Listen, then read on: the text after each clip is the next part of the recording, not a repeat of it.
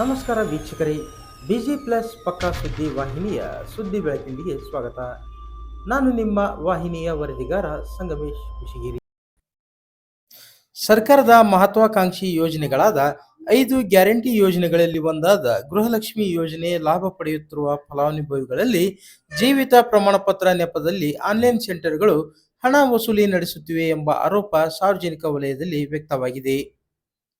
ಕುಷ್ಟಗಿ ತಾಲೂಕಿನ ಹನುಮನಾಳ್ ಹೋಬಳಿ ಕೇಂದ್ರದಲ್ಲಿ computer online ಕೇಂದ್ರಗಳು ಮತ್ತು ಜೆರಾಕ್ಸ್ ಅಂಗಡಿಗಳಲ್ಲಿ ಫಲಾನುಭವಿಗಳು ಅಗತ್ಯ ದಾಖಲೆಗಳನ್ನು ತೆಗೆದುಕೊಂಡು ಬಂದು ಸಲ್ಲಿಸಿದರೆ ಗೃಹಲಕ್ಷ್ಮಿ ಯೋಜನೆಯಡಿ ದೊರೆಯುವ 2,000 ರೂಪಾಯಿ ಮುಂದುವರಿಯಲಿದೆ ಎಂಬ ಪುಕಾರ ಹಬ್ಬಿಸಲಾಗಿದೆ. ಹಣ ಬರುವುದು ಎಲ್ಲಿ ಕೈತಪ್ಪಿ ಹೋಗುವುದೋ ಎಂಬ ಭಯದಲ್ಲಿ ಮಹಿಳೆಯರು ಆನ್ಲೈನ್ ಜೆರಾಕ್ಸ್ ಅಂಗಡಿಗಳತ್ತ ಮುಖ ಮಾಡುತ್ತಿದ್ದಾರೆ. ಪ್ರತಿಯೊಬ್ಬ ಮಹಿಳೆಯರಿಂದ 100 ರೂಪಾಯಿ ಪಡೆದು ಆಧಾರ್ ಕಾರ್ಡ್, ರೇಷನ್ ಕಾರ್ಡ್ ಸೇರಿದಂತೆ ಕೆಲ ದಾಖಲೆಗಳನ್ನು ಪಡೆಯಲಾಗುತ್ತಿದೆ.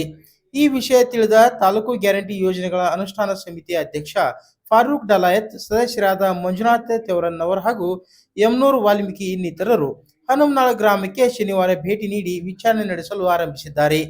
ಕೆಲ ಅಂಗಡಿಯವರಿಗೆ ಫಲಾನುಭವಿಗಳ ಹತ್ರ ಸುಳ್ಳು ಮಾಹಿತಿ ನೀಡಿ ಹಣ ವಸೂಲಿ ನಡೆಸಿದರೆ ತಮ್ಮ ಮೇಲೆ ಕಾನೂನು ಕ್ರಮ ಕೈಗೊಳ್ಳಬೇಕಾಗುತ್ತದೆ ಎಂದು ಎಚ್ಚರಿಕೆ ನೀಡಿದ್ದಾರೆ. ಗ್ರಾಮಕ್ಕೆ ತಾಲೂಕು ಗ್ಯಾರಂಟಿ ಯೋಜನೆಗಳ ಅನುಷ್ಠಾನ ಸಮಿತಿಯವರು ಭೇಟಿ ನೀಡಿರುವ ವಿಷಯ ತಿಳಿದ 8 ಆನ್ಲೈನ್ ಅಂಗಡಿಯವರು ಬಾಗಿಲು ಹಾಕಿ ಪರಾರಿಯಾದರು ಎಂದು ಸಮಿತಿಯ ಅಧ್ಯಕ್ಷರು ಮಾಧ್ಯಮ ಪ್ರತಿನಿಧಿಗಳಿಗೆ ಮಾಹಿತಿ ನೀಡಿದರು.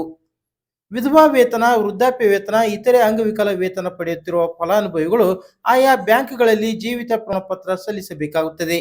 ಆದರೆ ರಾಜ್ಯ ಸರ್ಕಾರದಿಂದ ಈವರೆಗೂ ಗೃಹಲಕ್ಷ್ಮಿ ಯೋಜನೆಯ ಫಲಾನುಭವಿಗಳಿಗೆ ಜೀವಿತ ಪ್ರಮಾಣ ಪತ್ರ ಸಲ್ಲಿಸಬೇಕು ಎಂಬ ಯಾವುದೇ ಅಧಿಕೃತ ಆದೇಶ ಬಂದಿಲ್ಲ ಎಂದು ತಾಲೂಕು ಗ್ಯಾರಂಟಿ ಯೋಜನೆಗಳ ಅನುಷ್ಠಾನ ಸಮಿತಿ ಅಧ್ಯಕ್ಷ ಫಾರೂಕ್ ಡಲಾಯತ್ ಅವರು ಸ್ಪಷ್ಟಪಡಿಸಿದ್ದಾರೆ.